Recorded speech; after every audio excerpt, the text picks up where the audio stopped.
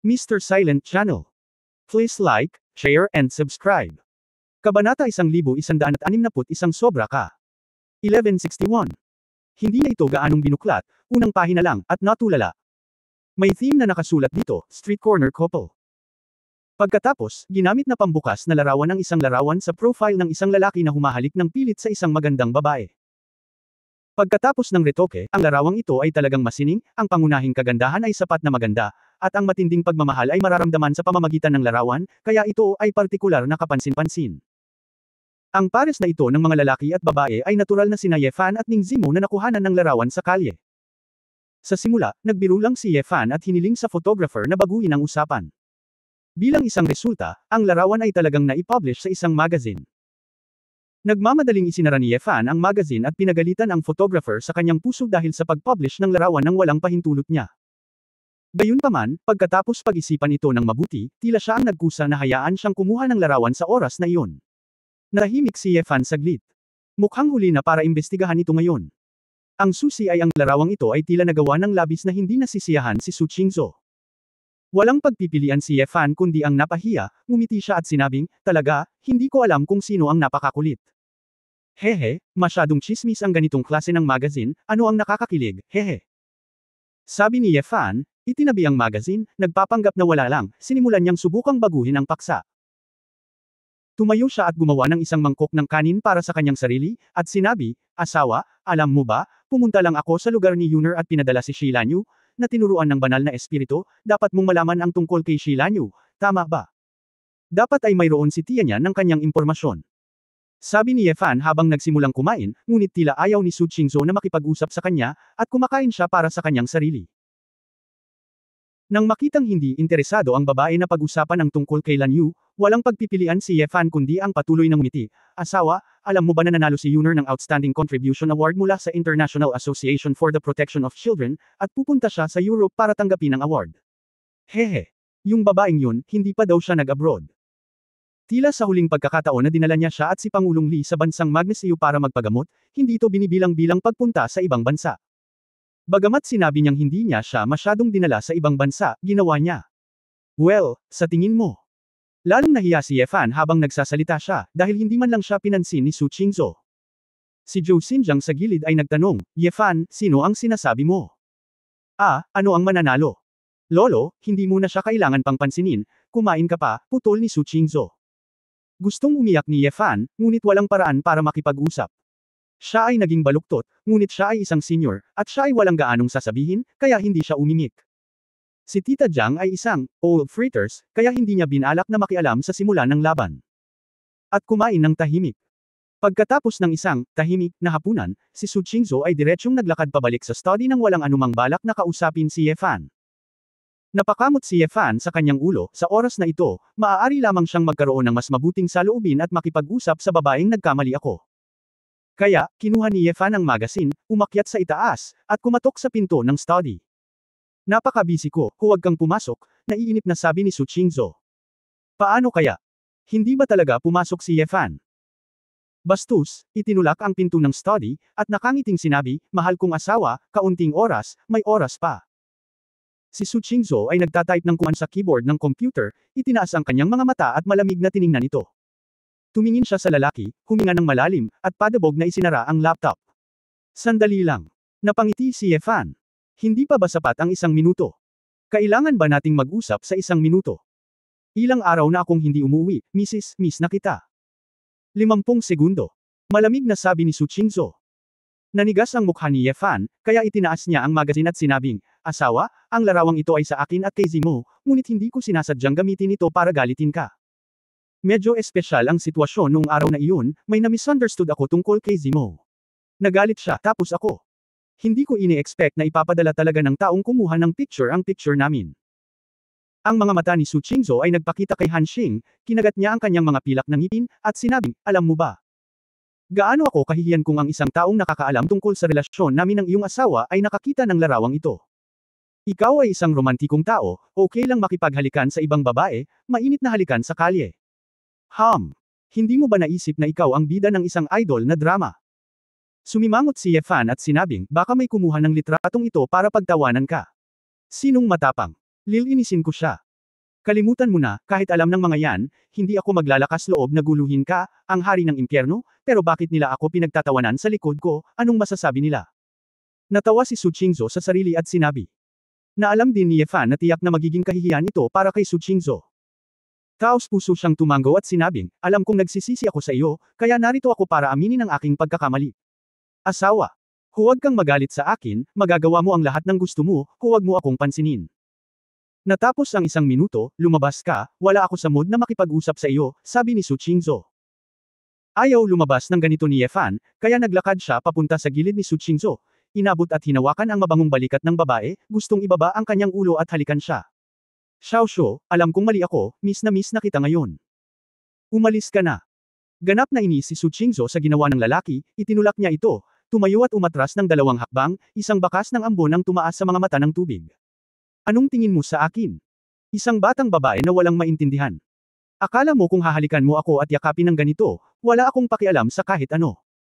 Bale nasa magazine siya, tinamaan siya ng gangsterism, at hindi ako galit sa kanya. Ngunit kumuha ka sa kanya ng isang panlunas, pagkatapos ng maraming araw ng pagsusumikap, nagdadala ka pa rin ng isang Shilanyo. Ang numero 1 babaeng demonyo sa $1,000,000 na bundok, sa sandaling italaga niya ang kanyang sarili sa iyo, nabighani ka niya. Nabigo at galit na sinabi ni Su Qingzhou, dahil ba pumayag ako na payagan kang makipagrelasyon sa ibang babae, talagang napakawalan giya mo at hindi mo ako sineseryoso. Ye fans. Lumubog ang puso. Oo naman, alam ni Su Qingzhou ang tungkol sa mga gawain ni Shilanyo. Asawa. Hindi ito ang iniisip mo, si Shilanyo ay lihim na nagplano laban sa akin, at nagkaroon ako ng relasyon sa kanya higit sa lahat dahil sa iyo. Dahil sa akin. Si Su Qingzhou ay nakaramdam ng labis na kalokohan, at nginisyan, sinabi ko ba sa iyo na gumawa ng isang bagay kay Shilanyo? Napabuntong hininga si Ye Fan, hindi iyon ang ibig kong sabihin, kundi, nang tuksuhin ako ni Lanyo noon, nag-hallucinate ako. Tinanggap ko si Shilanyo bilang ikaw, at kung ikaw ang magkukusa na gawin ito sa akin, syempre hindi ko ito mahihiling. Asawa, lagi kitang inaabangan. Kaya, masyadong nahihiya si Ye Fan na sabihin ito ng maingat. Hindi niya masabi kung paanong baliw niyang sinapian si Su Qingzhou noong gabing iyon. Namula si Su Qingzhou, ngunit hindi niya naibsan ang kanyang galit, sa halip ay lalo siyang nenas, kayong fan. Ikaw, sobra ka. Ang ganitong bagay ay umiwas sa responsibilidad. Ibig sabihin, halos kapareho ko si Shilanyo. Nagpapanggap siya sa akin, maniniwala ka. Mahigit 1 taon kang ikinasal, hindi mo man lang ba masabi ang pagkakaiba ng totoo at peke ng sarili mong asawa? Hindi alam ni Ye Fan kung paano ipapaliwanag. Lumabas ka. Halos mapasigaw si Su Qingzhou, kung hindi ka aalis, aalis ako. Nakita ni Ye Fan na magagalit ang babae, kaya kinailangan niyang iyuko ang kanyang ulo at itaas ang kanyang kamay bilang pagsuko, okay. Lalabas ako. Lalabas ako. Kabanata 1162, tulungan siyang magsalita. 1162. Lumabas ng study, at pagkatapos isara ang pinto, bumaba si Ye Fan na nakakunot ang noo. Pagdating niya sa sala, sumalampak si Ye Fan sa sofa at walang magawa. Si Zhou Xinjiang, na nanunood ng TV, ay tumingin at ngumiti, nagalit ba si Xiaoshu? Mapait na ngumiti si Ye Fan, Lolo, hindi mo kailangang mag-alala, ayos lang. Sino ang nagmamalasakit sa iyo? Bata ka pa, at wala kang sakit o paghihirap. Bakit hindi ka nalang mag-away? Doon. Ay mag-asawang hindi nag-aaway. Ang hindi nag-aaway ay mababaw na mag-asawa. Tumawa si Zhou Xinjiang at nagpatuloy sa panunood ng TV. Ngumiti si Ye Fan, nakikita ito ng matandang ito, pagkatapos ng lahat, siya ay isang tao mula sa nakaraan. Wala sa mood si Ye Fan para sa anti-Japanese na drama sa TV, kaya naglabas siya ng isang pakete ng sigarilyo at nagplanong manigarilyo, iniisip kung paano pasayahin si Su Qingzhou. Hassle din para sa asawa ang pagiging mayaman. Ang pagbili, at pagbili ng ganitong uri ng trick ay walang gaanong epekto sa Su Qingzhou. Nang kukuha na sana siya ng isa, nakita niya si Zhou Xinjiang na nakatingin sa kanya na may kakaibang ekspresyon. Biglang naalala ni Ye Fan na mayroon pa palang convalescent na pasyente. Nahihiya siyang bumangon at nakangiting sinabi, Lolo, lalabas ako para manigarilyo. Haha, okay lang manigarilyo, ako ang tinitingnan, nakangiting sabi ni Zhou Xinjiang. Hindi mo masasabi ang mga ganyang bagay sa harap ng aking doktor. Hindi nang ahas si Ye Fan na bigyan siya ng sigarilyo, kaya tumayo siya at lumabas. Sa sandaling ito, lumabas si Tia Jiang mula sa kusina at sumigaw, Ye Fan, kung malaya ka, pumunta at tingnan kung ano ang nangyari sa anak ni Wan Qing. Tinawagan ko siya, ngunit hindi siya sumasagot. Makatuwirang sabihin na oras na para umalis sa trabaho. Natigilan si Ye Fan saglit. Nagtataka lang siya kung bakit wala si Ji Wanqing sa bahay, ngunit wala siyang oras na magtanong dahil sa galit kay Su Qingzhou. Nakahanap ng trabaho si Wanqing. Saan ka nagpunta? Tanong ni Ye Fan. Sinabi ni Tita Jiang, sa kalye ng Granada, nakakita ako ng isang handmade pastry shop na tinatawag na Papa Bread. Sabi nila gusto nilang matutong gumawa ng tinapay habang nagtatrabaho ng part-time. Dapat ay nakabalik na ako sa ganitong oras. Hindi ko alam kung bakit ngayon. Masyadong late. Maaaring nawala ng kuryente ang telepono at babalik mamaya. Siguro, ngunit hindi ako mapakali, natatakot na makatagpo siya ng masamang tao, sabi ni Tita Jiang na nakakunot ang noo. Nang makita ang nag-aalalang hitsura ni Tita Jiang, hindi napigilan ni Ye Fan ang matawa at sinabing, Tita Jiang, talagang nagmamalasakit ka kay Wanqing. Hoy! Siguro dahil si Tita Jiang ay walang mga anak at walang mga anak na babae. Nakikita ko ang batang ito, malungkot, at napakahusay at may kakayahan, talagang gusto ko ito, sabi ni Tia Jiang na may emosyon. Tumango si Ye Fan, hahanapin ko siya at hahayaan siyang tawagin kang ninang. Huwag mong gawin. Nakangiting saway ni Tita Jiang, kung napakagulo mo, magiging iyo siya at sa binibini. Matatanda. Gustong gusto ko ang babaeng iyon, at wala akong ibang iniisip. Tama si Ye Fan nang naisip niya ito, si Tita Jiang ay kasing edad ni Mu Shuixian, kaya hindi niya talaga kayang kilalanin ang kanyang anak, kailangan niyang maging apo. Marahil para kay Tita Jiang, ang isang magiliw na batang babae tulad ni Ji Wanqing ay magiging napakasaya na samahan siya sa bahay. Lumabas si Ye Fan ng bahay, humihit-hit ng sigarilyo habang naglalakad para sumakay sa subway papunta sa panaderia. May mga elementarya at ilang klase sa pagsasanay malapit sa Pomegranate Street, at walang masyadong tao sa gabi. Pagkalabas ni Ye Fan sa subway station, nakita niyang may mali. Nakita ko sa isang dulo ng kalye, may isang hanay ng mga ganap na armadong sundalo ng estado ng SIA, na naghihintay doon. Ang intersection sa kalye ay naharang, at ang isang grupo ng mga dumadaan na nakatayo malapit sa pasukan ng subway ay maaari lamang tumingin sa walang laman na kalye mula sa malayo. Sumimangot si Ye Fan, nakaramdam ng hindi magandang pakiramdam sa kanyang puso. Casual siyang nakahanap ng dumadaan at nagtanong, ngunit hindi alam ng kabilang partido kung ano ang nangyari. Hindi nagatubili si Ye Fan at dir-diretsyong naglakad papunta sa intersection. Ang dalawang sarhento ay agad na umabant ng dalawang hakbang at pinigilan si Ye Fan. May panganib dito, mangyaring hayaan ang lugar na ito sa looban, sabi ng isang sarhento. Ngumiti si Ye Fan, excuse me, gaano katagal na harang ang lugar na ito? May kinalaman ba ito sa iyo? Tanong ng isa pang sundalo. Oh, isa sa mga kapatid ko ay nagtatrabaho sa isang panaderia dito. Wala siyang pasok, kaya pupunta ako at tingnan, sabi ni Ye Fan. Nang marinig ito ng dalawang sundalo, pareho silang napakunot ng noo, at pagkatapos ay sinabi ng isa sa kanila, sumama ka sa akin. Nagtaka si Ye Fan, bakit siya dinala sa ibang lugar. Ngunit hindi ko na inisip ang tungkol dito, at sinundan ko ang isang sundalo sa isang coffee shop na 100 metro ang layo. Sa sandaling lumapit si Ye Fan sa cafe, nalaman niyang maraming mga sinaunang mandirigma ang nasa loob nito. Kahit na ang lakas ay hindi mataas, malinaw na hindi ito isang simpleng bagay sa pagkakataong ito, at ang mga sinaunang mandirigma ay kailangang ipadala. Magulat. Dumating ang isa pang miyembro ng pamilya ng nakulong. Tumayo ang sundalo sa pintuan at sumaludo. Lumubog ang mukha ni Ye Fan, mga miyembro ng pamilya ng mga nakulong. Nakulong kaya ang mga tao sa panaderia. Sa loob ng mahabang mesa, ilang lalaki at babae ang nakatayo, nag-uusap. Papasukin mo siya, tumalikod at kumaway ang isang matipunong lalaki na may patag na ulo. Sa sandaling iwagayway niya ang kanyang kamay, ang malakas na lalaki ay natigilan, na nagpakita ng isang pagkagulat na ekspresyon. Ye Fan. Nako, General Ye. Itinaas ni Ye Fan ang kanyang ulo at sinulyapan ang malakas na lalaki, nagtataka, kilala natin ang isa't isa. Hindi nagtagal, lumingon din ang ibang mga lalaki at babae at nalaman na nang dumating si Ye Fan, halos lahat sila ay nagpakita ng mga ekspresyon ng pagtataka, kaba at pananibik. Tanging ang binata na mukhang pinuno sa kaloob-looban ay medyo nahihiya. Ngunit lumabas pa rin siya, nagkusa ng ngumiti, at sumaludo kay Ye Fan, General Ye, matagal nang hindi nagkikita. Sa wakas ay nakita ni Ye Fan ang isang kakilala, at sumimangot, Zhao Tianshuan. Anong ginagawa niyo dito mga taga-Longya? Ang lalaking ito ay fiancé ni Xu Lingshan, na kalaunan ay tinanggihan ni Zhao Tianshuan. Naalala ni Ye Fan na ang batang ito ay ang kapitan ng pangalawang koponan ng Longya. Matapos malaman na hindi siya maaaring makipagkompetensya sa kanya, siya ay tapat at hindi kailanman nagkusa na humingi ng gulo. Sa hindi inaasahan, nakilala ko siya ngayon dito para manguna sa isang misyon. Ang tahanan sa Egret County. Lolo, bakit nanonood ka pa ng TV? Sabi mo magpahinga ka ng maaga. Bumaba si Su Qingzhou at nakitang nanonood pa rin ng TV si Zhou Xinjiang, malungkot siyang naglakad at gustong tulungang makatayo ang matanda. Tara, ihahatid na kita sa kwarto, huwag kang manood, nanonood ka ng TV sa hapon, hindi uubra yan. Ngumiti ng mapait si Zhou Xinjiang, para lang talaga siyang bata, na kinokontrol ng kanyang apo, Xiao Shu, bago lang talaga si Lolo. Masyado akong nakatulog, ayoko matulog. Iyong TV, napakalaki, mukhang napakaganda. Hayaan mo akong manood pa, isang episode na lang ang natitira. Hindi. Masama kung makakaapekto ito sa iyong paggaling. Halika, tutulungan kita. Giit ni Su Qingzhou. Walang magawa si Zhou Xinjiang, kaya bumangon siya at dahan-daang naglakad patungo sa kwarto sa unang palapag. Pagdating niya sa silid, hiniling ni Su Qingzhou ang matanda na maupo sa kama, habang siya ay nakasquat at tinulungan itong tanggalin ang kanyang medyas. Xiaoshu, ako na lang ang gagawa nito, halos bumuti na ang lolo ko. Nadama ni Zhou Xinjiang na hindi nararapat, bagamat napakainit ng kanyang puso. Ano ang mahalaga, hindi kita mabubuhay ng ilang daang taon pa, iyon lang ang magagawa ko, sabi ni Su Qingzhou. Magiliw na ngumiti si Zhou Xinjiang at sinabing, Xiaoshu.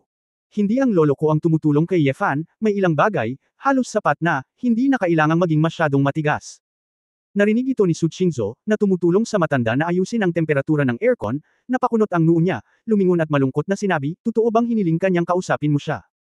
Kabanata 1163 Maglakbay. 1163. Ikanaway ni Zhou Xinjiang ang kanyang kamay, masyado kang mag-isip, hindi magiging walang modo si Ye Fan.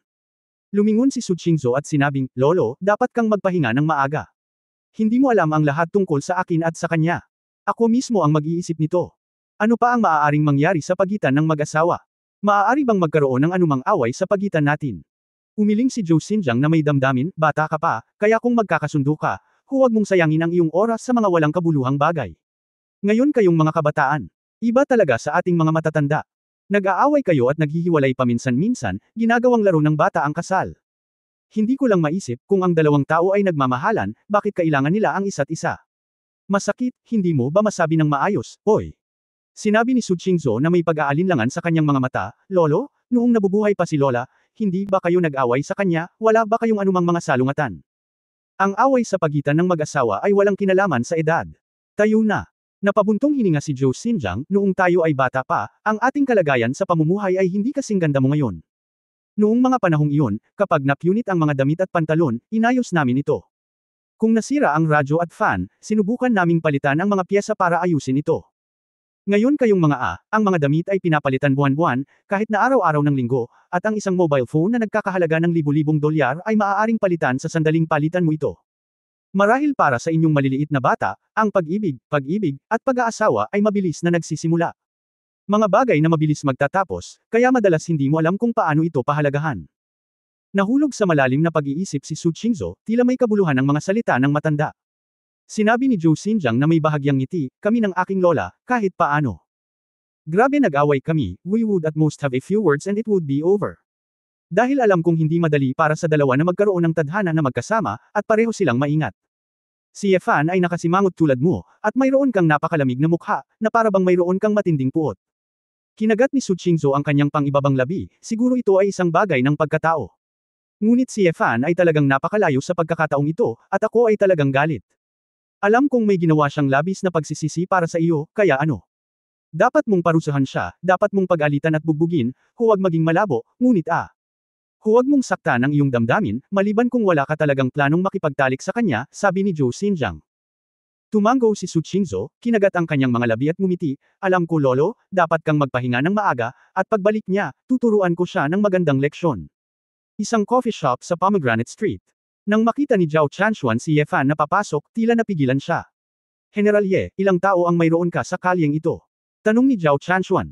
Tumango si Ye Fan at sinabing, ang isa sa aking mga nakababatang kapatid na babae ay nagtatrabaho sa panaderia sa loob. Ang aking pamilya ay nag-aalala. Hayaan akong pumunta at tingnan kung ano ang nangyayari dito. Ang panaderia. Mabilis na tanong ni Zhao Chanshuan, tinatawag ba? Tindahan ba ni Papa Bakery? Tama, lumungkot ang mukha ni Ye Fan, at agad siyang nagtanong, may problema ba sa tindahang iyon? Alam ni Zhao Chanshuan kung gaano kataas ang pagkakakilanlan ni Ye Fan, at hindi siya naglakas loob na itago ito, kaya sumagot siya kaagad. Sabi, General Ye, sa panaderia na iyon, may ilang pinaghihinalaang miyembro ng Azure Society na nang hostage sa loob. Ang Azure Society. Natigilan si Ye Fan, naroon pa rin ang organisasyong ito. Sa sandaling namatay sina Ervia, General Robert at iba pa, ang organisasyong ito na hindi may iwasang nauugnay sa kanila ay dapat na walang silbi at mabubuwag sa kanyang sarili. Sinabi rin ni Exi Lin Yuan noong nakaraang pagkakataon na ang organisasyong ito ay dapat na walang mga behind-the-scenes na sponsor, kaya hindi ito dapat maging dahilan ng pag-aalala. Sa hindi inaasahang pagkakataon, pagkatapos ng napakatagal na panahon, muling lalabas ang Shira Society. Hindi kaya. Si Sylvia at ang iba pa ay hindi mga pinuno ng Azure Society. Oo, ang Shearer Society ay matagal nang nanahimik, ngunit sa kabutihang palad, ang aming Dragon Soul ay hindi nagpabe sa aming pagbabantay, at kami ay nagpadala ng mga tao upang manood sa underground na mundo. Sa pagkakataong ito, nagpadala ang impormante ng impormasyon na ilang miyembro ng Azure Society ang biglang lumitaw sa Huahay, at agad kaming sumugod. Noong una ay akala nila ay pupunta sila sa paaralan upang gumawa ng kalituhan, ngunit sa hindi inaasahang pagkakataon, dumiretso sila sa Panaderia. Dahil hindi namin inaasahan na pupunta sila sa isang maliit na Panaderia noong unang pagkakataon, hindi na namin sila napigilan. Dagdag pa, ang dami nilang dala na matataas na pampasabog, nahirapan kaming makalusot. Ngayon ay inilikas na namin ang ibang tao sa kalye, hinaranggan ang bawat tawiran, at gumagawa ng isang plano sa pagsajab. Agad na nagtanong si Zhao Chanshuan, General Ye, ang kapatid mo ba ay isang napakahalagang tao? Hindi ba dapat siya ang pinupuntirya ni Shearer at pumunta sa Panaderia na iyon? Si Ye Fan ay sobrang naguguluhan din sa ngayon. Huhulihin ba niya si Ji Wanqing? Posibleng atakihin ni Shearer ang mga tao sa paligid niya para makaganti sa kanya.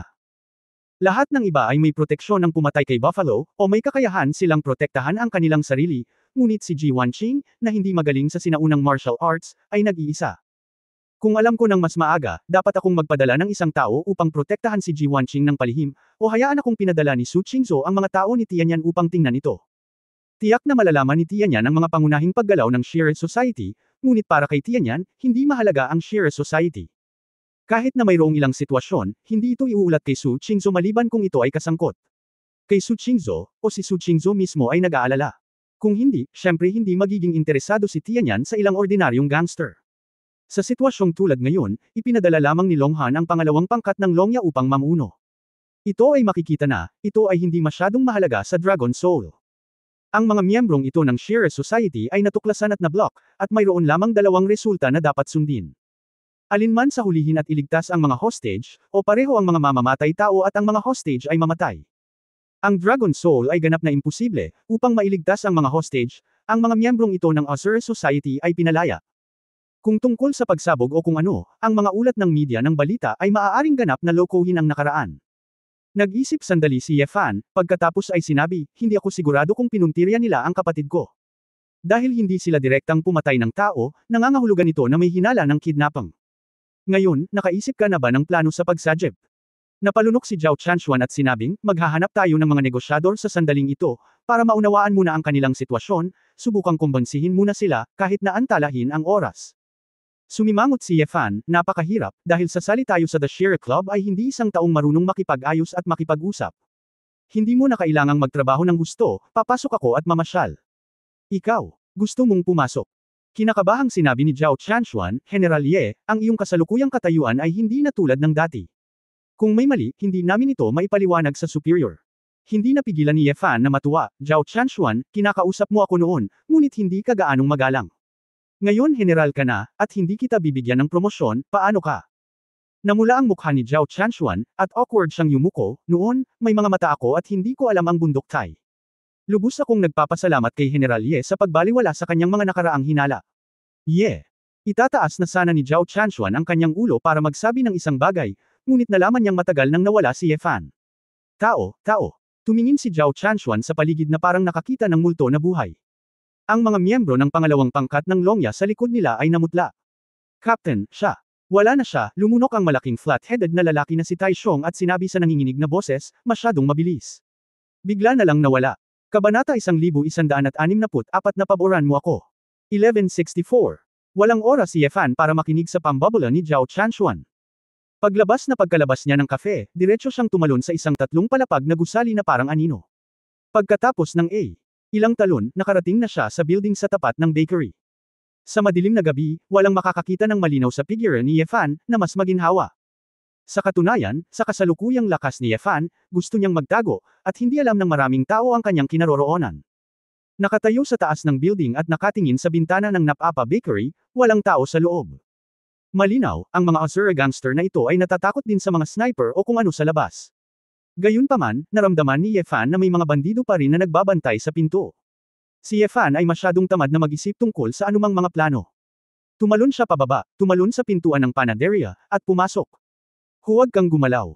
Isang lalaking nakamaskara at may tattoo sa braso ang agad na pumulot ng micro-punch at itinutok ito sa ulo ni Ye Fan. Alam ni Yefan na narito ang kabilang partido, kaya sinadya niyang magpanggap na hindi nagre-react, at sinabing, hindi ako gumagalaw, nandito lang ako para hanapin ang kapatid ko. Sino ka? Bakit ka pinapasok ng hukbo ng siya? Nagtaka ang lalaki. Sinamantala ni Yefan ang oras na ito para suriin ang sitwasyon sa panaderia. Nakapatay ang mga ilaw sa loob, ngunit nakikita pa rin ni Yefan na may 4 o 5 hostage na hawak sa pinakaloob na sulok ng 2 lalaking may mga baril. Kuya Yefan. Hindi napigil ang mapasigaw ng isang batang babae na naka-apron nang marinig niya ang boses ni Yefan. Nang makitang ligtas pa si Ji Wanqing, nakahinga si Yefan at nakangiting sinabi, hindi kanila sinaktan, tama ba? Nakita ng 3 bandido na hinahanap ni Yefan si Ji Wanqing, at hindi nila maiwasang magmukhang mas alerto. Patayin siya. Ipakita ang hukbo ng siya upang makita, huwag mo kaming paalisan, patayin ang mga hostage. Sigaw ng isang gangster. Nang marinig ito ng bandido sa pinto, diretsyo niyang hinayla ang gatilyo. 222. Gitling. Ang ahas ng apoy sa nguso ay lumunok, ngunit naiwasan na ito ni Yefan sa isang hakbang. Kaagad, sinampal ni Yefan ang nakamaskara na bandido gamit ang isang backhand, pinatusok ang ulo ng nakamaskara na bandido, at isang subaw ng dugo ang bumulwak ng maskara na pula. Ang may-ari at mga empleyado ng panaderia ay natigilan, ngunit si Ji Wanqing ay sumigaw ng may kaba, Brother Yefan. May mga pampasabog sila. Nahulaan na ito ni Yefan noon, dahil ang mga taong ito ay hindi inilagay sa tindahan. Dynamite, dapat nasa kanila iyon. Ang dahilan kung bakit hindi siya naglakas loob na patayin sila ng direkta gamit ang sword intent ay dahil hindi niya matukoy ang sitwasyon ng bomba sa unang pagkakataon.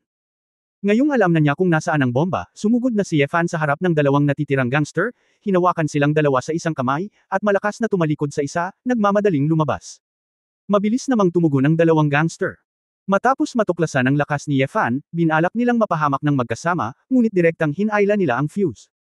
Walang oras si Yefan para pigilan sila sa paghila ng fuse, kaya natural na hahayaan lang niya ang 2 flash bomb na gumulong palayo. Klang! Binasag ni Yefan ang isang salamin na pinto at sumugod sa kalye kasama ang 2 malalaking lalaki, itinapon sila diretsyo sa langit. Boom! Ang 2 grupo ng nagliliyab na apoy ang nagliwanag sa kalahati ng kalye na parang liwanag ng araw. Ang mainit na hangin ay sumugod sa panaderia, nabasag ang lahat ng salamin at iniwan ang mga istant na magulo. Ubo, ubo, ubo. Umubo si Ji Wanqing ng ilang beses, at nang hindi nag-iisip ng kung ano-ano pa, mabilis siyang tumakbo palabas at sumigaw ng may pag-aalala, Kuya Yefan. Kuya Yefan, nasaan ka? Silly girl, nasa likod mo ako. Nang lumingon si Ji Wanqing, natigilan siya nang makitang bumalik si Yefan sa panaderia noon pa man. Sa sandali pa lamang ng pagsabog, ang figure ni Yefan ay umatras na. Nakahinga ng maluwag si Ji Wanqing, at may takot na sinabi, Brother Yefan, hindi ka ba nasaktan? Paano mo ako nagawang saktan? Nag-aalalang tanong ni Yefan, nandito sila para mahuli ka. Tumango si Ji Wanqing at sinabing, oo, gusto nila akong kidnapin, ngunit natagpuan sila, at pagkatapos makipagpalitan ng putok sa hukbo, na-trap sila dito. Narinig kong sinabi nila kung sino ang dapat kontaken, ngunit hindi ko alam. Sino ito? Napabuntong hininga si Yefan at humihingi ng tawad, paumanhin, ngunit hinahanap ko ang aking kaaway, ngunit nag-ulo kita. Mukhang sa hinaharap. Kailangan kong magpadala ng isang tao upang protektahan ang iyong kaligtasan. Ayos lang, iniisip ko sa puso ko, Kuya Yefan, tiyak na darating ka para iligtas ako, hindi ako natatakot, nakangiting sabi ni Ji Wanqing. Ngumiti si Yefan, paano mo nalaman na darating ako, kababalik ko lang. Hindi ko alam. Iniisip ko lang. Nahihiyang yumuko si Ji Wanqing. Silly girl, narinig ni Yefan ang cute, at hindi niya maiwasang tapikin ang ulo ng babae ng nakangiti. Sa sandaling ito, narinig ng pangalawang pangkat ng Longya sa labas ang paggalaw at tumakbo papasok. General Ye, okay ka lang ba? Kinakabahang tanong ni Zhao Chanshuan. Lumingon si Yefan at sinabing, patay na ang lahat ng 3 miyembro ng Azure Society, ngunit tinatayang mayroon pa silang mga kasabwat na sumusuporta sa kanila. Tara at hanapin natin sila. Okay. Magpapadala ako ng isang tao upang hanapin ito kaagad. Nagmamadaling ipasa ni Zhao Chanshuan ang mga tagubilin. Nanginginig na lumabas ang manager at staff ng bakery, gusto lang umalis sa lugar ng tama at mali sa lalong madaling panahon. Nagkasala si Ji Wanqing sa manager ng tindahan, paumanhin, manager ng tindahan, dahil na-provoke ko ang mga taong ito. Sira ang tindahan. Haha. Ang manager ng tindahan ay nasa mapait na kalagayan at natigilan sa pag-recruit ng isang apprentice. Ang tindahan ay binomba, ngunit kasama si Yefan sa kanyang tabi, hindi siya naglakas loob na magsabi ng kahit ano, kaya natawa na lamang siya, hindi, okay lang, ang iba. Magbabayad ang kumpanya ng seguro. Gustong itanong ni Ji Wanqing kung maaari ba siyang magpatuloy sa pagiging apprentice, ngunit sa wakas ay sumuko na siya. Kahit na siya ay maglakas loob na pumunta, ang manager ng tindahan at iba pa ay hindi maglalakas loob na panatilihin siya. Nagpadala si Zhao Chanshuan ng ilang tao para kunin ang mga tao sa panaderia para makipag-usap sa kanila, para hindi malik ang nangyari ngayong gabi. Kaagad, si Zhao Chanshuan mismo ay ngumiti at nagsabi, General Ye, okay lang ba ang kapatid mo? Sa sandaling magkaroon kami ng balita tungkol sa Azure Society, tiyak na ipapaalam namin sa iyo. Tumango si Ye Fan at nagtanong, nga pala, may balita ka ba tungkol kay Ling Shan? Namutla si Zhao Chanshuan, at nagmamadaling iwinagayway ang kanyang kamay, General Ye. Ako, wala talaga akong masamang iniisip tungkol kay Miss Shu. Huwag kang magkamali. I don't dare. Sino ang nagsabi nito? Tinatanong lang kita, may balita ka ba tungkol kay Ling Shan? Tutal, hindi ka ba miyembro ng Dragon Soul System? Sabi ni Ye Fan. Napalunok si Zhao Chanshuan ng may kaba at bam-ulong, ako. Narinig ko lang na pagkatapos niyang matanggap ang espesyal na pagsasanay, pumunta siya sa isang aid medical unit para magsagawa ng mga gawain sa ilang atrasadong lugar na may digmaan. Kung saang unit naman, saan ako nagpunta, hindi ko alam. Ako, may bago akong fiancé, kaya hindi ko masyadong pinapansin si Miss Shu.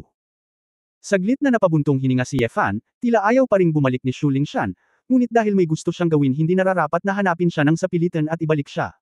General Ye, mayroon ka bang iba pang mga utos? Naramdaman ni Zhao Chanshuan na sobra ang pressure sa pagtayo sa harap ni Ye Fan, at gusto lang niyang mabilis na makawala. Itinaas ni Ye Fan ang kanyang ulo at same time na sinabi, may isa pa, maaari mo akong bigyan ng pabor mamaya. Kabanata 1165 Kadiliman.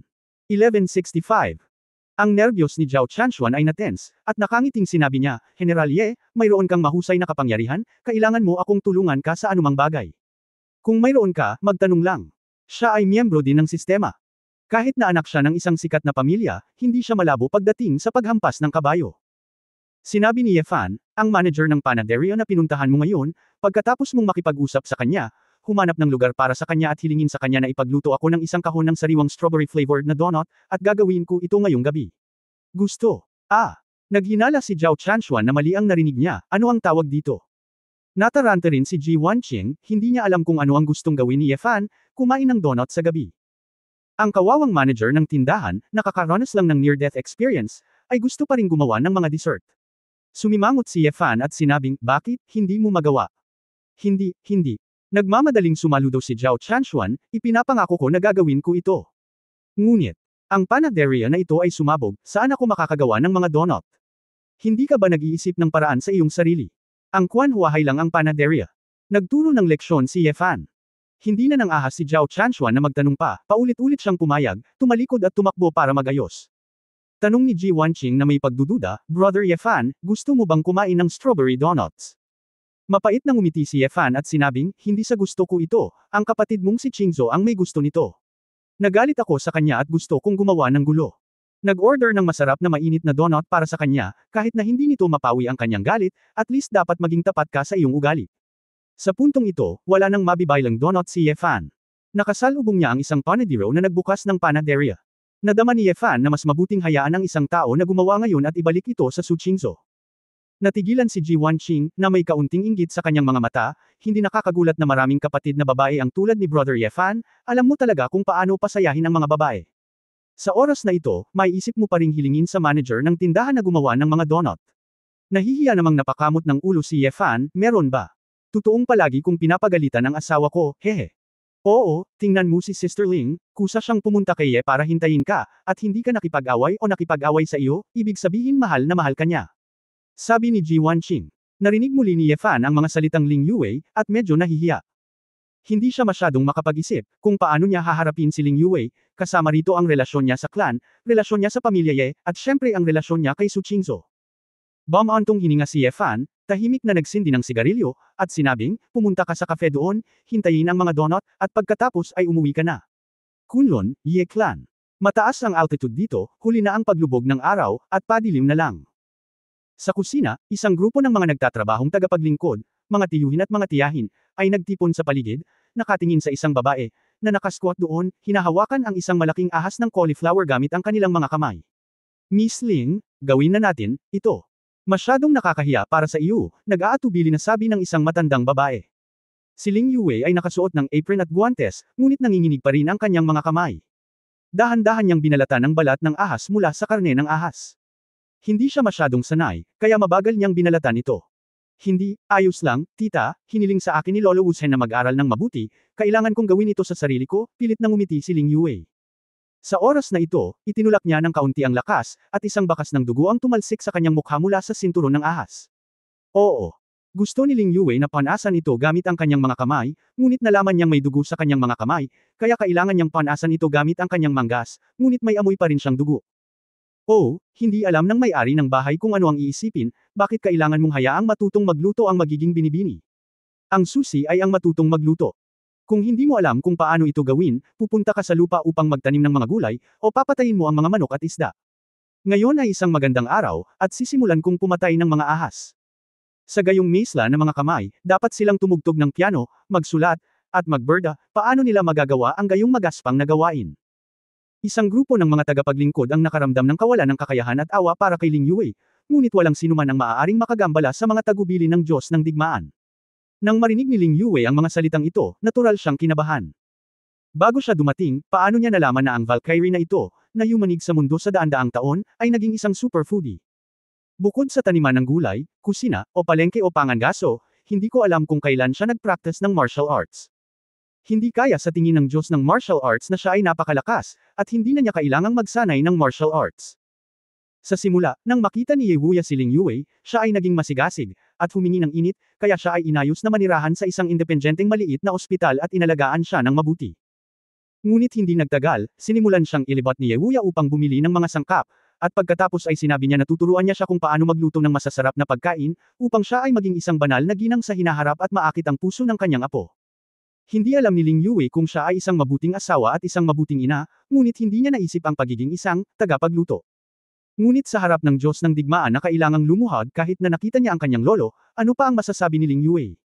Maaari lamang siyang maging isang mabuting sanggol, anuman ang sabihin sa kanya ng Diyos ng digmaan, kailangan niyang magsumikap. Ngayon, hindi alam ni Yewuya kung aling kalamnan sa kanyang ulo ang mali, anong uri ng lasa na ahas ang kanyang kakainin. Hindi pa nakita ni Ling Yue ang pagkain ito, kaya pumunta si Yewuya para kumuha ng cauliflower snake at hinayaan siyang matuto munang pumatay ng mga ahas dito.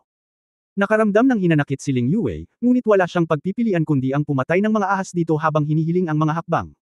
Sa wakas, nabalatan ang balat ng ahas. Kinuha ni Ling Yue ang puting snake meat at pumunta sa cutting board, nagpaplanong putulin ito. Hoy! Miss Ling, gupitan mo pa, hindi masyadong maikli, mga 7 sentimetro, paalala ng isang chef sa kusina. Tumango si Ling Yue, mahusay na kinuha ang kutsilyo sa kusina, at nagsimulang maghiwa ng karne ng ahas. Isa rin siyang sinaunang martial artist, at siya rin ay matalino. Sa pangkalahatan, siya ay bihasa sa pagluluto at paghiwa ng mga gulay, ngunit dahil kumakain si Yewuya ng masyadong maraming trick, kailangan niyang matuto ng bago araw-araw. Nang mapuputol na ang karne ng ahas, ang boses ni Yewuya ay nagmula sa gilid. Sabi ko baby apu, manugang, bakit ka pa naghihiwa ng karne ng ahas? Nagulat si Ling Yue at halos malaglag ang kutsilyo sa kusina sa lupa. Si Washenyi ay masyadong malakas, at sa tuwing siya ay lilito, siya ay mailap. Bagamat sanay na ang mga angkan ni Ye, siya, isang bagong dating, ay hindi sanay. Hindi niya alam kung kailan, nagpakita na si Yewuya sa tabi niya para manood, na may hawak na garapon sa kanyang kamay. Lolo Wuzhen. Ikaw, nandito ka na. Mabilis na tumalikod si Ling Yue at niyuko ang kanyang ulo para batiin siya, at humihingi ng paumanhin, ako. Ito ang unang pagkakataong pumatay ng ahas, kaya medyo natakot ako. Sa katunayan, hindi kamukha ni Yewuya ang kanyang lolo, ngunit alam ni Ling Yue na kahit tawagin niya ang kanyang mga ninuno, walang mali sa kanya. Nako, hindi naman makamandag ang ahas ng cauliflower na yan. Tsaka kung nandito ako, pwede ka nitong lasonin. Hindi na ako matatakot na pumatay pa. Hahanap pa ako ng ahas para sanayin mo. Ang karne ng ahas ay isang delicacy sa mundo. Hinikayat ni Yewuya ang daan. Namutla ang mukha ni Ling Yue.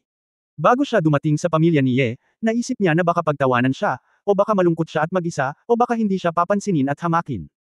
Hindi ko akalain na pagkarating ko dito, araw-araw kong makakatagpo ang dakilang martial god, at malapit na akong makilala. Noong kasama niya si Wuzhen, syempre walang nang ahas na ay bully siya, ngunit ang pangunahing punto ay ang pag-follow up niya sa chef technical school at abala sa kusina araw-araw. Nararamdaman ng babae na ang kanyang mga araw sa Yiz. Ang pamilya ay simpleng, kadiliman. Kung maaari, umaasa siyang mataas ang Diyos ng digmaan, at mas mabuti kung hindi siya minamaliit. Ito ay mas mahusay kaysa sa pagpatay ng ganito at iyon, makipag-away gamit ang kawali. Kahit gaano pa kapagod si Ling Yue, hindi siya naglakas loob na ipakita ito. Nagkunwaring interesado siya at nagtanong, Lolo Wuzhen, ano ang hawak mo sa garapon na ito? Ito ang sarili kong sikretong chili sauce. Sandali, ilagay ang karne ng ahas sa kawali at iprito ito hanggang sa maging dilaw, at pagkatapos ay ibuhos. Ilagay ang natitirang mantika sa mga pampalasa at iprito ito, at pagkatapos ay ilagay ang aking chili sauce. Ilagay ito, at iprito ang pulang mantika. Panghuli, iprito sandali ang seksyon ng ahas, upang ang lahat ng sabaw ay nakabalot sa karne ng ahas, pagkatapos ay ibuhos ang ilang sabaw, at kumulo ito sa katamtamang init. Sabi ni Wuzhen habang nagsasalita, at parang naamoy niya ito. Pagdating niya sa Raoxiang, huminga siya ng malalim at sinabing, itong lasa, huwag mo nang banggitin. Inilibot ni Ling Yue ang kanyang mga mata at nakangiting sinabi, mukhang masarap. Hoy, tama ba? Kapag natutunan mo ang recipe na itinuturo ko, maaari mong itali ang tiyan ng batang iyon Yefan, pare, kainin mo lang ito, at pagkatapos ay talagang hihilingin kung pakasalan ka. May kumpiyansa na sabi ni Yewuya. Nahihiyang ibinaba ni Ling Yue ang kanyang ulo at ngumiti, bumantong hininga sa kanyang puso. Kahit gaano kasarap ang luto, kailangang bumalik ang isang lalaki para kumain. Kabanata 1166 na kalikasan ng babae. 1166. Huahay. Bagamat tumagal ng kaunting oras, sa wakas ay nakuha ni Yefan ang kanyang hiling at nakakuha ng isang kahon ng bagong lutong strawberry donut. Matapos maramdaman na may kumpiyansa siyang umuwi, isinakay ni Yefan si Ji Wanqing at sumakay sa subway pabalik sa kanyang tahanan sa Beilu County. Sa sala, nalaman ni Yefan na si Su Qingzhou ay nanonood ng TV sa ibaba. Oh, sa wakas nakabalik na ako, Wanqing, okay ka lang ba? Mabilis na bumangon si Tita Jiang, nakatingin kay Ji Wanqing nang may pag-aalala. Kanina lang tumawag si Yefan sa bahay at sinabi kay Tita Jiang ang nangyari, ngunit hindi pa rin mapalagay si Tia Jiang. Ayos lang, Tita Jiang, iniligtas ako ni Kuya Yefan, hindi ako nasaktan. Nasiyahan si Ji Wanqing sa pakiramdam ng pag-aalaga. Ayos lang. Sa hinaharap, si Yefan ay kailangang magpadala ng isang tao para protektahan ka. Masyadong mapanganib, sabi ni Tita Jiang. Medyo walang magawa si Ji Wanqing, ngunit masunurin siyang tumango. Maligo ka ng mabuti at magpahinga ng maaga ngayon, kaawa-awang bata, baka natatakot ka. Awang sabi ni Tita Jiang. Tumalikod si Ji Wanqing at gumawa ng cheering gesture kay Yefan, pagkatapos ay bumalik sa kanyang silid. Napangiti si Yefan na medyo nambobola, naglakad papunta sa gilid ni Su Qingzhou, at ibinigay ang kahon. Asawa, dinalhan kita ng paborito mong donut, bagong luto, sabi ni Yefan. Matapos itong sulyapan ni Su Qingzhou, walang ekspresyon ang kanyang mukha, at nagtanong siya na may bahid ng pagdududa sa kanyang mga mata, saan mo ito binili ng huli na? Napangiti si Yefan at sinabing, ang tindahan kung saan nagtatrabaho si Wanqing ay hindi isang panaderia. Bueno, iniligtas ko ang amo at hiniling sa kanya na humanap ng lugar para gumawa ako ng hulno ngayon. Saglit na natigilan si Su Qingzhou, at halos makita niya ang desperasyon ng amo na kamamatay lang matapos piliting gumawa ng mga donut. Gago ka ba, halos mamatay ang lahat, gusto mo talagang umuwi ng maaga, at pinagawa mo siya ng donuts. Hindi nakaimik si Su Qingzhou. Nang makitang tila hindi galit ang babae, hindi napigilan ni Yefan na sabihin ng may kagalakan, kung mapasaya mo ang iyong asawa, magiging tanga ako. Naamoy ni Su Qingzhou ang halimuyak na umaagos mula sa kahon, at siya ay talagang medyo nagugutom. Dahil masama ang loob ko, hindi ako kumain ng hapunan. Kinuha niya ang donut box, binuksan ito, at kumagat. Sa sandaling kumagat siya sa matamis, malagkit, strawberry-flavored na donut, hindi maitago ni Su Qingzhou ang masayang ekspresyon sa kanyang mukha. Ngunit nang halos tuwang-tuwang iangat ang kanyang mga paa, napagtanto niyang hindi siya madaling, masusuhol, kaya naman nanlamig muli ang kanyang mukha.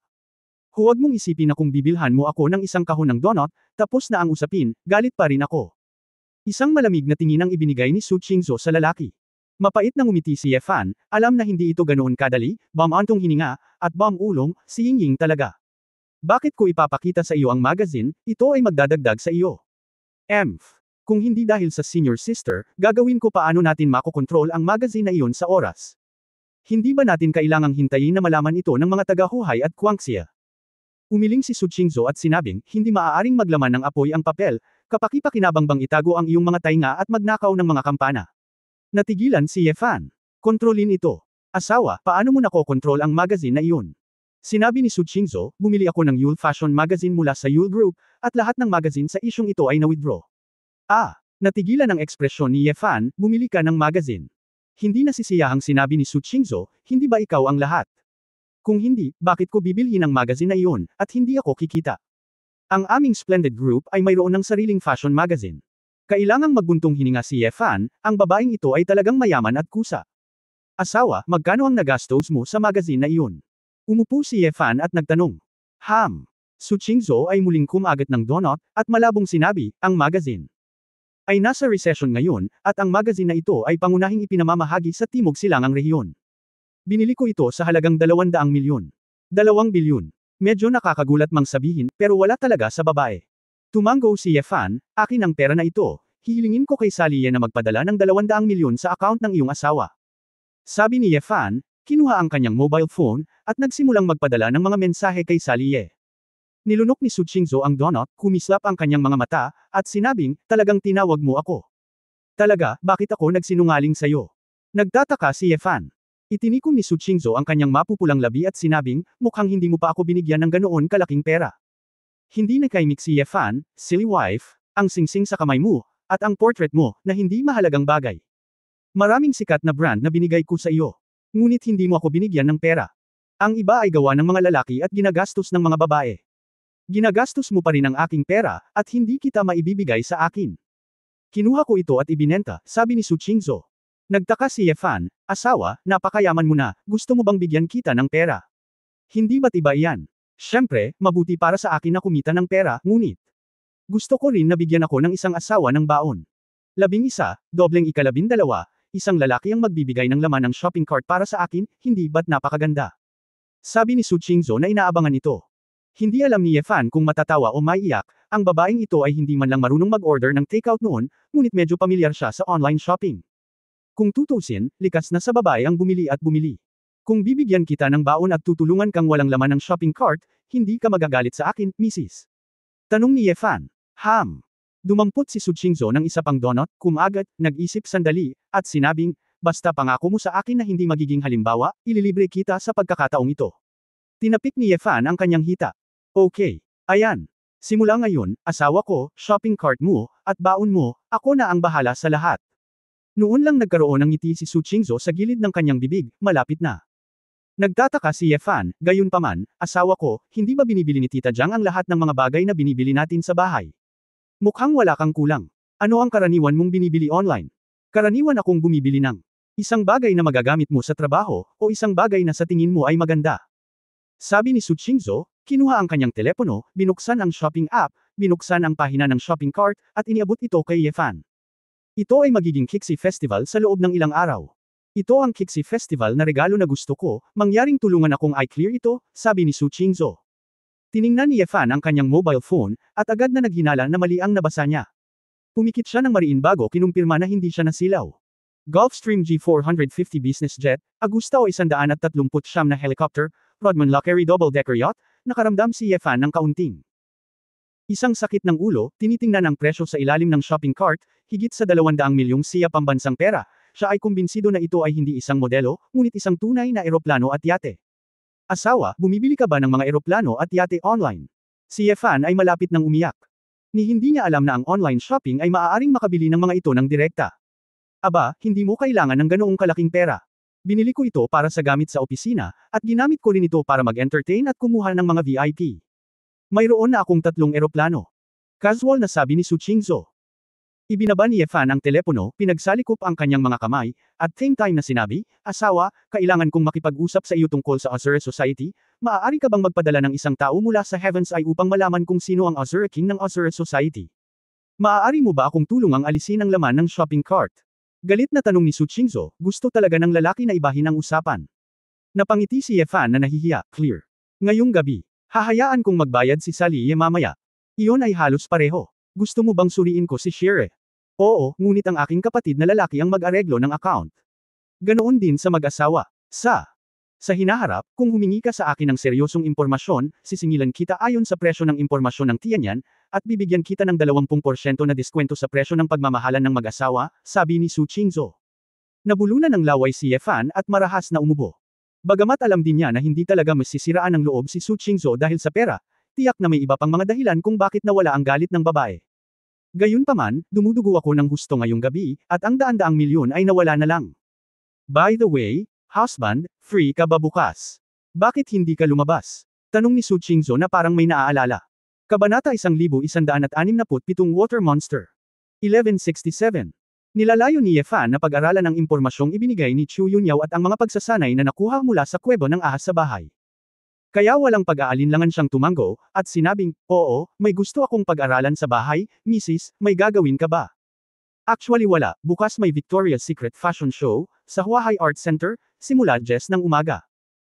Ito ang unang pagkakataon na pumunta ang Victoria's Secret sa Xiaguo para magdaos ng isang malaking palabas.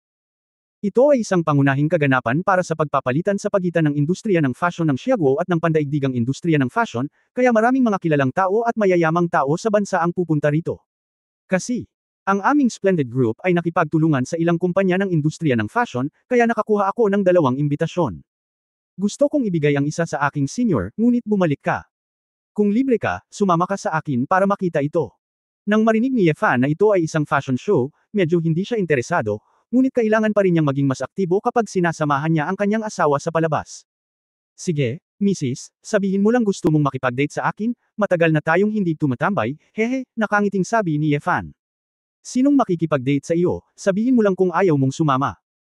Binigyan siya ni Su Qingzhou ng mapuputing tingin at bamulong, okay lang kung hindi ka pupunta, ililigtas kita sa pagiging kalapitang mababa ang lipad at pagtitig sa mga supermodel na iyon sa lahat ng oras, baka hindi mo maiwasang sisihin kung alin. Babae ang nagsisimula. Biglang may naisip si Yefan, Oy. Asawa, anong brand ang sinabi mo? Victoria's Secret. Yung nagbebenta ng underwear. Oo, nakinig ka bang mabuti? Paulit-ulit kong sinasabi ang Victoria's Secret. Malaking palabas, kung hindi, tinatamad akong pumunta sa palabas. Ako. Narinig na ang ilan sa pinakamababang end na admission ticket sa internet ay naibenta na sa halos 500,000, at ang infield invitation letter ay hindi mabibili ng pera. Sabi ni Su Qingzhou. Sa kasalukuyang lakas ng Splendid Group, kung hindi dahil sa nangungunang fashion show sa mundo, hindi lang 2 imbitasyon ang matatanggap ni Su Qingzhou. Nagningning ang mga mata ni Yefan, hindi ba niya nakikita ang isang grupo ng mga sexing mahabang binti na nakasuot ng underwear? Ilang taon na niyang hindi nakikita ang eksenang ito. Eto na, noong nasa subway siya ngayon, nakita ni Yefan na pinopromote din ng mga billboard ang fashion event na ito, pero hindi niya ito binasa ng mabuti. Wife, how can you always think of me as a lustful man? Nakita ko na ito dati, ang panunood ng palabas ay panunood ng palabas, hindi babae. Tsaka kasama mo yung magandang asawa mo, may nakikita akong ibang babae, nakakasawa sila. Mataimtim na sabi ni Yefan. Biglang nakaramdam ng panghihinayang si Su Qingzhou, alam niyang hindi ito umimik at hiniling sa lalaki na samahan siya, masyadong peke ang lalaking ito. Pagkatapos basahin bukas, samahan mo ako kaagad, huwag mo nang isipin ang paggulo sa loob. Nagbabala si Su Qingzhou. Napangiti si Yefan na nahihiya, pinakamasid ako sa iyo na nanunood, paano ito magugulo? Pagkatapos ay nagunat si Su Qingzhou, tumayo at nagsabi, magpa-practice ako, susundan mo ako bukas ng alas 8 ng umaga. Sabay-sabay kang pumunta sa kumpanya, at pagkatapos ay pumunta ka sa palabas. Oo, Madam Asawa. Tumayo si Yefan at sumaludo, at pagkatapos ay nagtanong ng nakangiti, mahal, may iba pa. Ano ito? Lumingon si Su Qingzhou at nagtanong. Kailangan mo ba talagang maningil para sa impormasyon? How emotionally hurtful it is. At saka, pera mo ang pera ko. Tanong ni Yefan matapos itong pag-usapan. Hindi naman. Pinandilatan siya ni Su Qingzhou, ang pera mo ay hindi lang sa akin, kundi pati na rin sa ibang babae. Kung hindi ko hihilingin na kunin mo ang pera, gagastusin mo ito sa ibang mga babae. Ibibigay ko sa kanila. Gustong umiyak ni Yefan ngunit walang luha, ang babaeng ito ay tama sa punto, kung hindi niya ito gagastusin niya ito sa ibang mga babae, kaya gugulin niya ang kanyang buhay ng desperadong. Pagkatapos, 50% off, 20% off, bilhin ito ngayon. Hindi makatanggi si Su Qingzhou, at tumakbo pabalik sa itaas. Pinunasan ni Yefan ang kanyang mukha, itinikom ang kanyang bibig, at pinag-isipan ito, gayunpaman, anumang bagay na maaaring lutisin ng pera ay hindi isang problema. Buti na lang at marami ang naghanap sa buong mundo noon, at mayaman ang pamilya, kung hindi ko talaga kaya. Wala rin si Yefan sa mood na manood ng TV. Lumabas siya at nagpractice ng mga galaw ng ilang oras. Hingal na hingal siya at pagod na parang patay na aso bago bumalik sa bahay at naligo. Nang matapos, hindi nakatulog si Yefan, at nagsimulang magbasa sa gabi ng bukas ang ilaw, tinitingnan ang impormasyon sa akses ng lupa. Sa pamamagitan ng panahong ito ng pagbabasa at karanasan, si Yefan ay may ilang mga paunang ideya para sa muling pagbuhay sa anghel. Ang kailangan niya ay isang pinal na teknolohiya. Nararamdaman ni Yefan na hindi niya malalayong mahanap ang teknolohiyang iyon. Isang gabi, hindi nagtagal ay lumipas. Sa umaga, pagkatapos ng maikling pag-aayos, nag-almusal si Yefan kasama sina Su Qingzhou, Ji Wanqing, at Zhou Xinjiang. Mayroong higit sa isang matanda at isang maliit sa bahay, ngunit ito ay mas masigla kaysa dati. Sa kahilingan ni Yefan, pansamantalang tumigil si Ji Wanqing upang maghanap ng trabaho, at tumulong sa ilang gawaing bahay sa bahay, upang hindi na muling matarget ng Share Club. Nang si Yefan ay lalabas kasama si Su Qingzhou, isang tawag sa telepono ang dumating. Nakita ni Yefan na pagmamayari ito ni Ning Zimo, bagamat naramdaman niyang medyo wala na sa oras, kinuha pa rin niya ito at tinanong sa mahinang boses, Ninger. Ano? Mali. Si Su Qingzuo na kumakain ng almusal ay sumimangot, ngunit hindi na nagtanong pa. Asawa, may nangyari kay Jiang Xiaobai. Nag-aalalang sabi ni Ning Zimo sa telepono. Jiang Xiaobai. Bumalik siya sa iyong lugar. Tanong ni Ye Fan. Dahil sa pagkamatay ni Ling Baiguang, nadurog ang puso ni Jiang Xiaobai at nanatili sa Shushan. Hindi alam ni Ye Fan kung kailan siya bumalik dahil abala siya sa kanyang sarili. Oo, bumalik siya noong nalasan ako sa nakalipas na 2 araw. Bilang resulta, biglang lumitaw ang isang water monster sa Qingshan Lake kagabi. Si Jiang Xiaobai ay malubhang nasugatan upang mailigtas ang ilan sa ating mga kapatid na nagpapatrol. Halimaw sa tubig. Ye Fan, natigilan ako, ang Qingshan Lake ay naging Loch Ness. Lahat ng nasa mesa ay nakatingin din sa kanya ng may pagtataka, at walang inaasahan na lalabas ang salitang, water monster. Nako, halimaw talaga ng tubig. Halos kainin ng halimaw ng tubig ang ilan sa mga kapatid nating nagpapatrol kagabi. Kung hindi pa dumating si Jiang Xiaobai, wala na ang mga tao. Sinabi ni Ning Zimo, kung hindi ka naniniwala sa akin, maaari kang pumunta at makita, sa tabi ng lawan ng Qingshan. Ang malalaking bahagi ng mga puno sa kagubatan ay direktang nadurog at nawasak, at sa unang tingin, may mga bakas ng pagdaan ng napakalaking mga nilalang. Ngayon ay dumating na ang hukbo, at hinaharangan nila ang buong lawa, handang hanapin ang halimaw ng tubig na iyon. No wonder sobrang kabado ang tono ni Ning Zimo. Pagkatapos ng lahat, maging si Jiang Xiaobai ay malubhang nasugatan. Bagamat ang lakas ni Ning Zimo ay lubos na bumuti, hindi siya mas malakas kaysa kay Jiang Xiaobai. Para sa ganitong uri ng buhay na lampas sa pangunawa ng tao, palaging may ilang takot. Malubhang nasugatan ba si Jiang Xiaobai?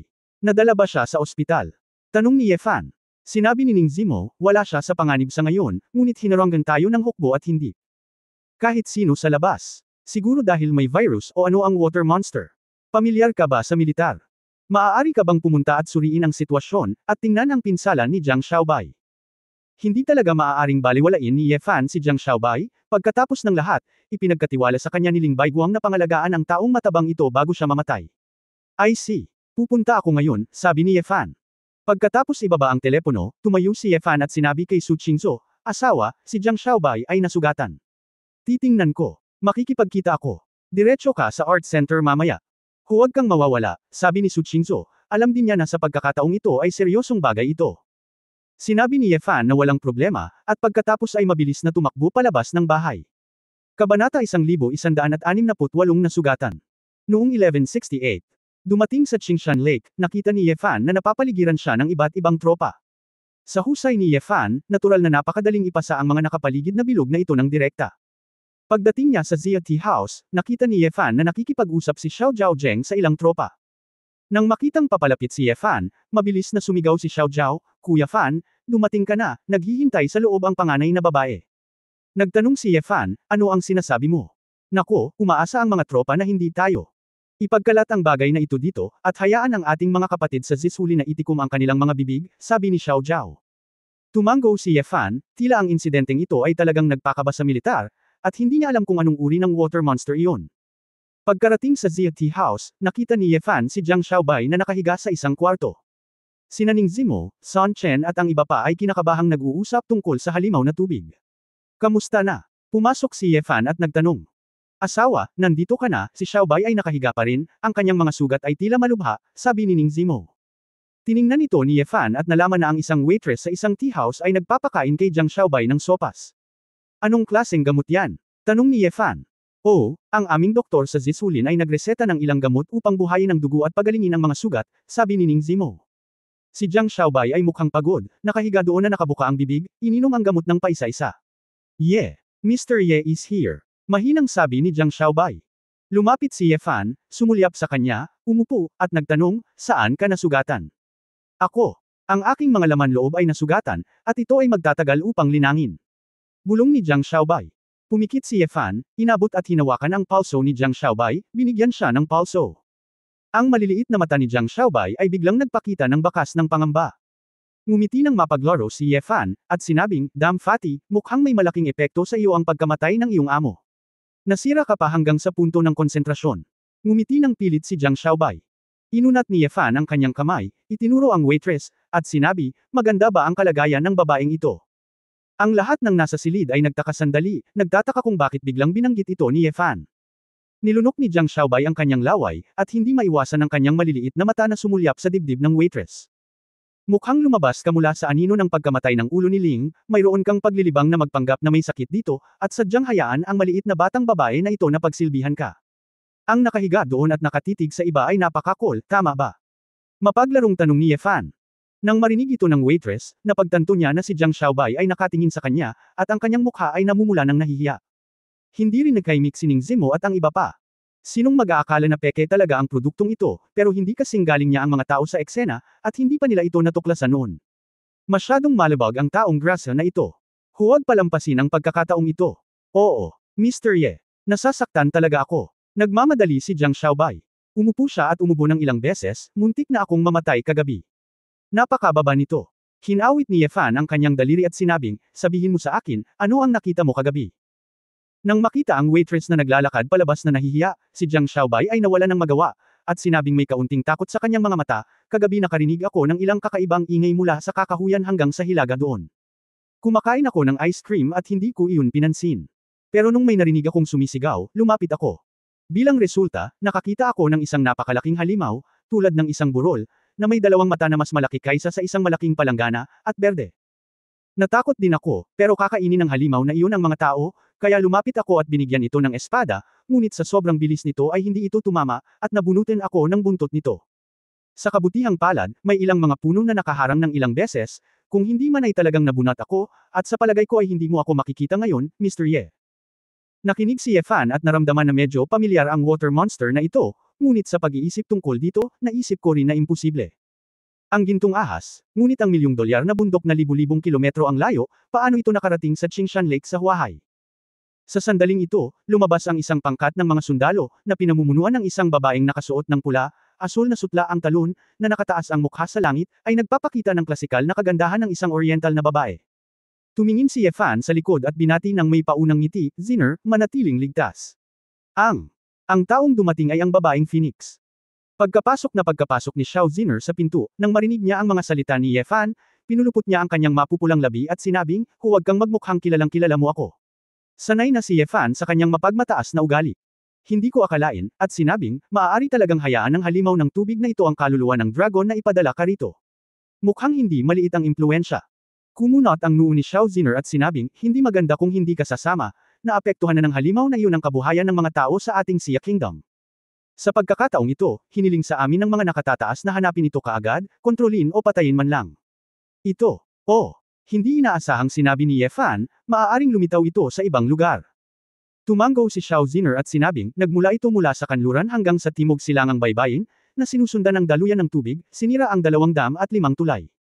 Bagamat hindi ganap na nawasak, ang pagsasaayos lamang ng mga pasilidad na ito ay nagdulot ng bilyon-bilyong pagkalugi sa ating Xia Kingdom. Nang marinig ito ng lahat, hindi nila maiwasang mamangha dito. Pati ang dam ay nawasak. Tila ang pinsala ni Jiang Xiaobai ay isang panghuhula. Lalong naramdaman ni Ye Fan na maaaring ito talaga ang malaking gintong ahas.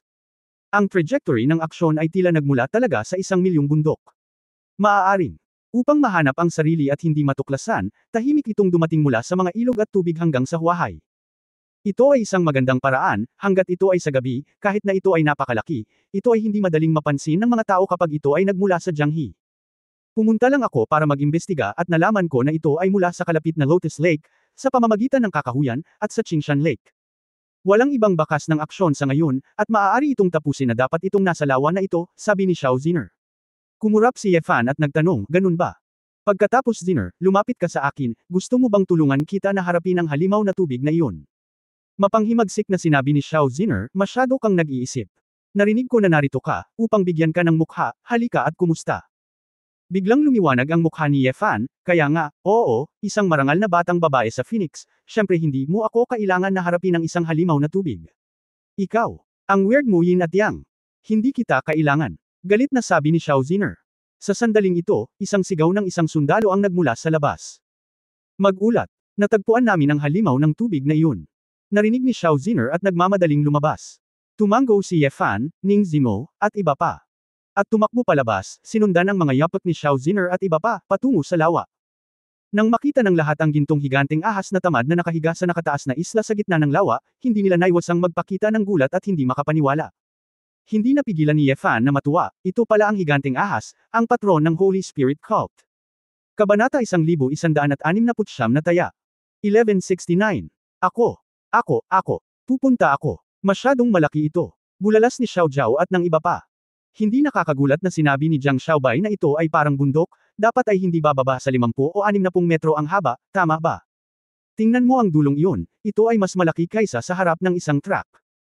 Tinakpan ni Ning Zimo ang kanyang bibig at bamulong, hindi katakataka na kaya mong injuring Jiang Xiaobai ay masyadong exaggerated, ilang taon pa ba ang ahas na ito upang mabuhay?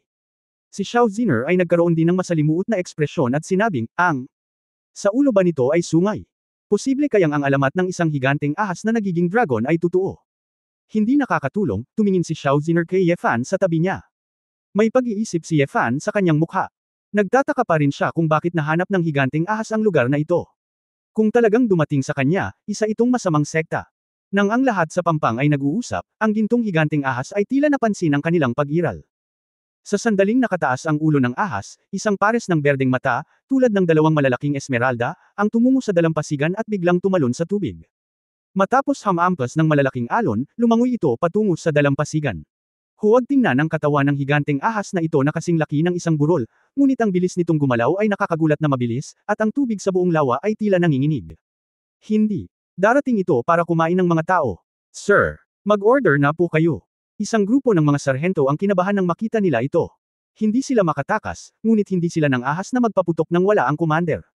Nang makita ito, ang opisyal na namamahala sa operasyon sa baybayin ay direktang nag-utos, samutok ng buong lakas.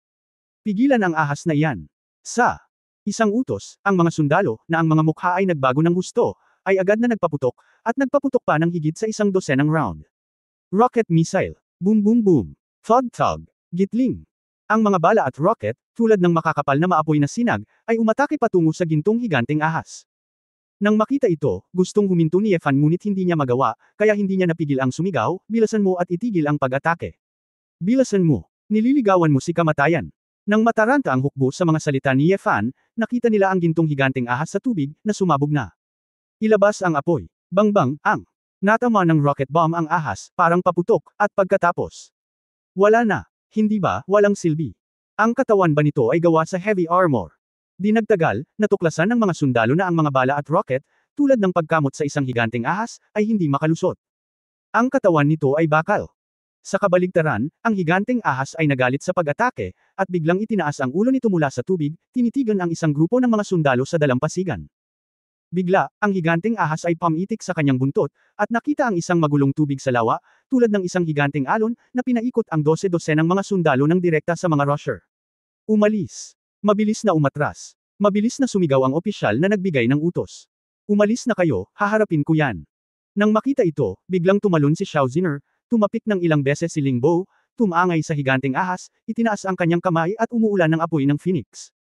Ang gininto ang ulan ng apoy ay sa wakas ay nagdala ng problema sa higanteng ahas.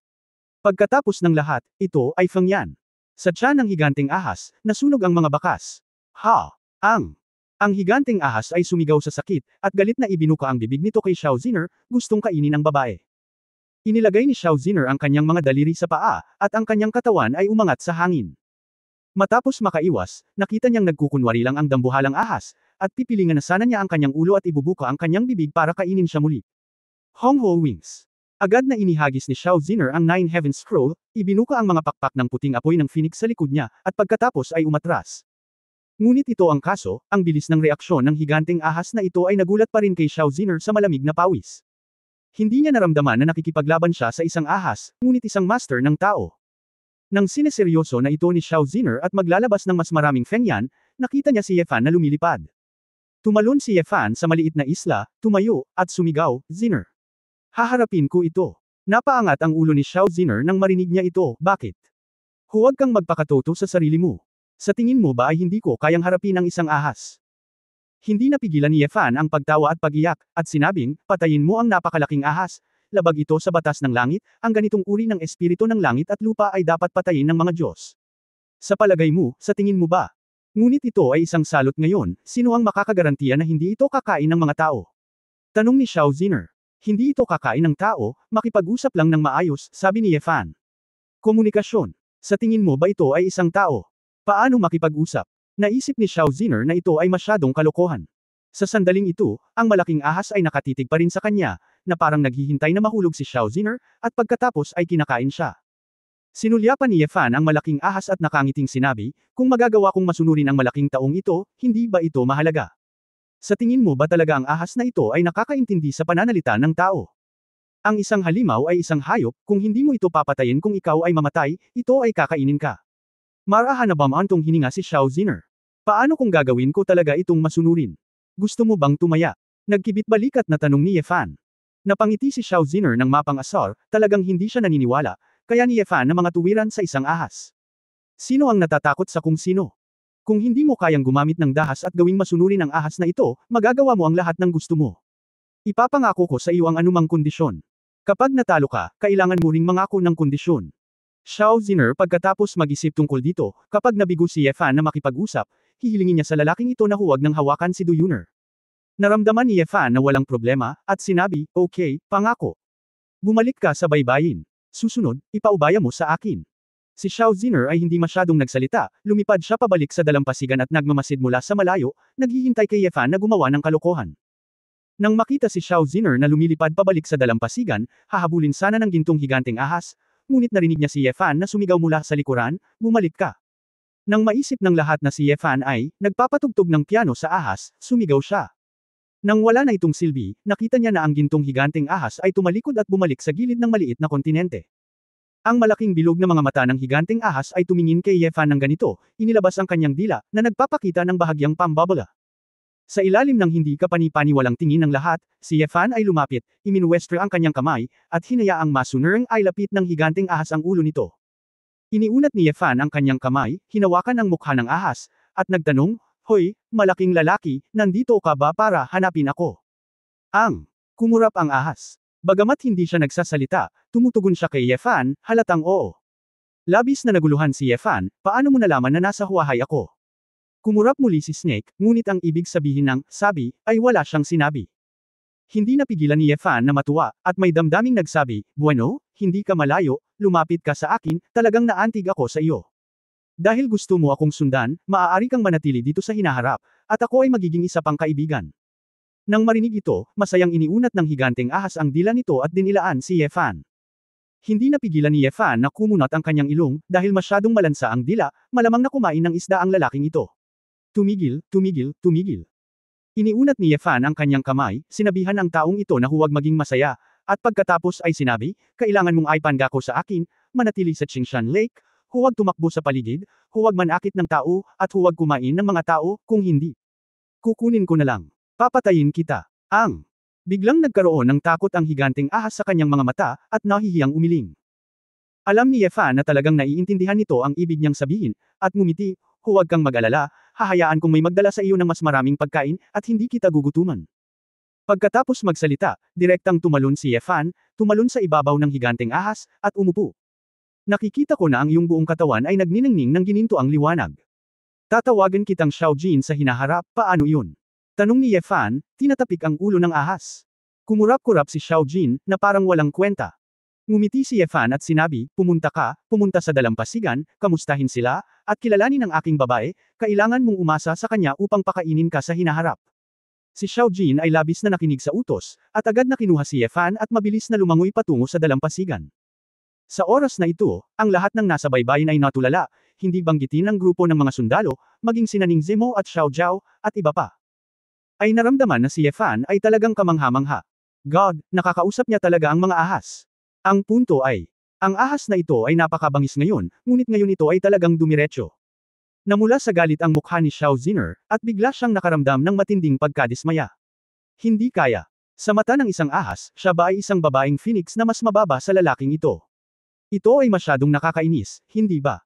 Kabanata 1170 Mouse. 1170. Tahimik na umupo si Yefan kay Xiao Jin, pumunta sa baybayin, at tumalon. Bagamat naging sunod Sun Yuren si Xiao Jin sa sandaling ito, karamihan sa mga tao sa dalampasigan ay umatras sa layong 100 metro at hindi ng ahas na lumapit. Asawa, napakalakas mo, talagang nakikinig sa iyo ang ahas na ito. Si Ning Zemo ay parehong nobela at kahanga-hanga. Masayang sinabi ni Yefan, sa tingin ko ito ay dahil mas maganda ako. Ang susi ay tingnan ng aking mukha. Go! Sino ang maniniwala dito? Siguradong gumagamit ka ng isang uri ng pagsasabuatan. Hindi makapaniwalang sabi ni Xiao Ziner. Pinilit ni Yefan ang kanyang dila at sinabing, Ziner, kung gusto mong mandaya, hindi ko ito pipilitin, ngunit hindi mo masasabing nanloko ako. Sinong gustong manloko? Diretso mong sinasabi. Anong gusto mong gawin ko? Galit na sabi ni Xiao Ziner. Hinawakan ni Ye Fan ang kanyang baba, hindi ko pa naiisip, sasabihin ko sa iyo mamaya kapag kailangan ko ito. Bumulong si Xiao Ziner, sandali lang, tiyak na iniisip mo ang ilang masamang bagay sa iyong isipan. Si Ye Fan ay hindi nakaimik, talagang hindi niya inisip kung paano siya haharapin, ang batang babae na ito ay maraming desisyon. Masyadong tamad si Ye Fan para pansinin ito. May business affairs pa siya, kaya nilingan niya si Ning Zimo at sinabing, Ninger, ang maliit na Jin na ito ay kaibigan ko at titira siya sa Qingshan Lake sa hinaharap. Makukuha mo siya ng pagkain, gusto ko. Dadalhin din ito ni Sora ng pagkain. Xiao Jin. Natarante si Ning Zimo. Itinuro ni Ye Fan ang higanteng ahas, ito, binigyan ko ito ng pangalan. Ang kutis ng lahat ay mahirap ilarawan, at ang mga mata ni Ye Fan ay partikular na kahanga-hanga. Ito ay isang, kaibigan, ito ay malinaw na isang, alaga. Huwag kang mag-alala, nasabi ko na noon pa, hindi ito makakasakit ng mga tao at makakain ng mga tao.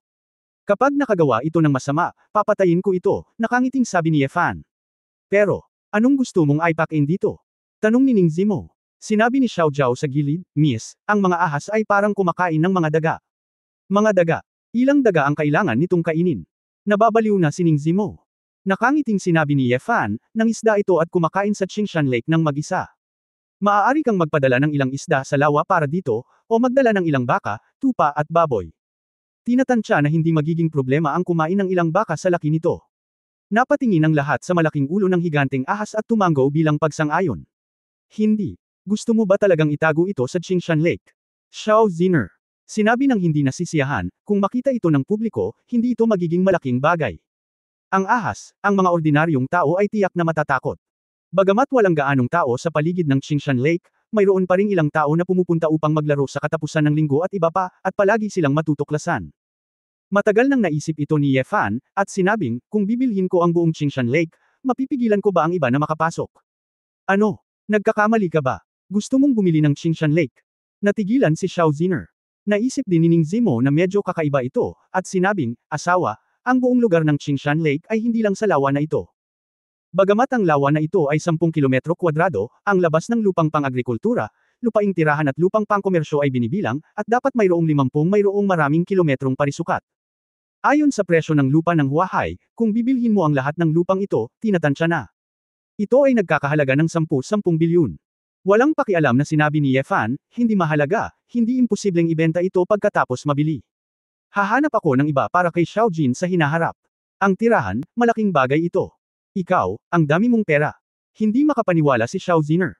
Lumingon si Ye Fan at nagtaka, bakit, 10 bilyon ba ito? Hindi ba ang angka ng Phoenix ay may 10 bilyon? Ako, syempre meron tayo. Paano mo maiisip ang family business ng Phoenix clan natin? Namula ang mukha ni Xiao Ziner at tumaas ang dibdib.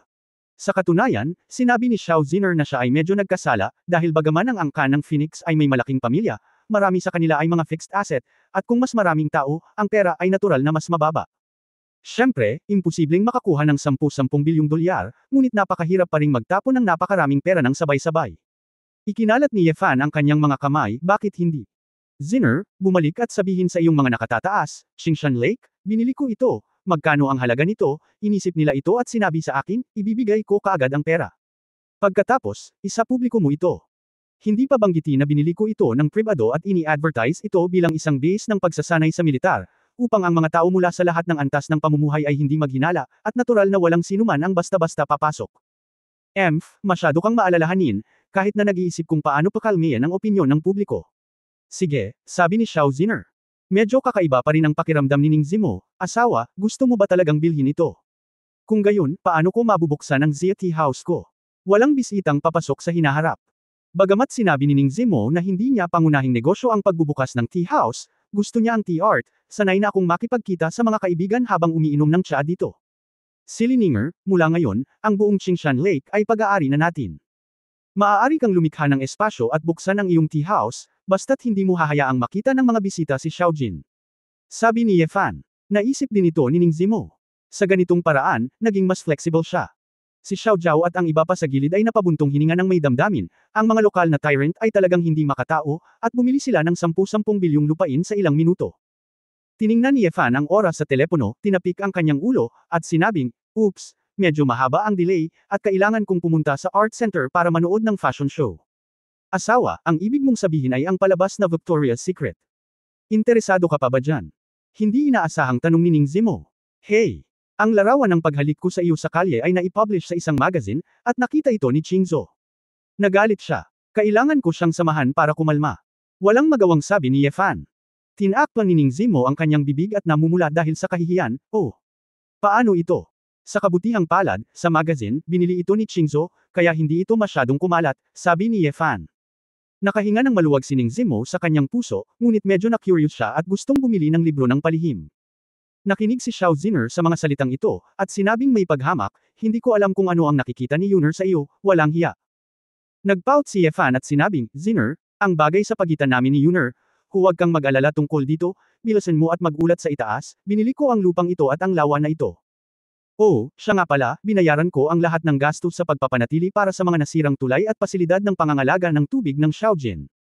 Isa lang ang kondisyon, 3 sa loob ng mga araw, ang kapirasong lupa na ito ay pag-aari ko.